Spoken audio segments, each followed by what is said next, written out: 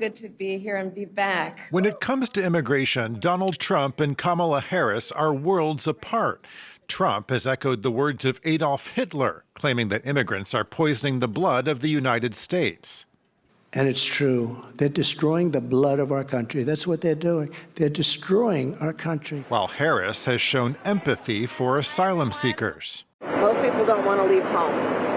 And when they do, it is usually because either they are fleeing some type of harm or they cannot take care of the simple and basic needs of their family by staying where they are. It's estimated there are some 11 million people living illegally in the U.S., 7 million of whom are known to the government.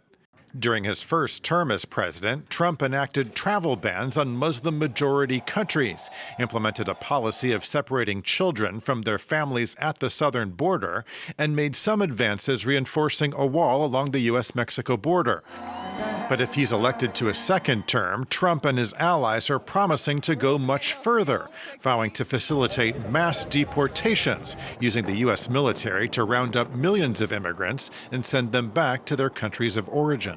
And they do come from prisons and mental institutions, and they are terrorists. And we're going to be paying a price, and it'll be the largest deportation in the history of our country. For her part, Kamala Harris has tried to focus on what she calls root causes of the immigration crisis.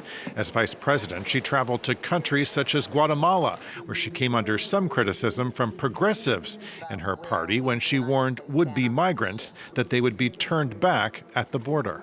I want to be clear to folks in this region who are thinking about making that dangerous trek to the United States-Mexico border. Do not come. Although it was an issue in her portfolio, Republicans have falsely claimed that Harris served as President Biden's border czar.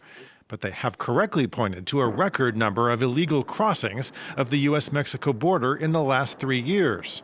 However, those numbers have plunged dramatically since June, when President Biden issued an executive order to effectively shut the border to migrants seeking asylum when crossings exceed 2,500 per day.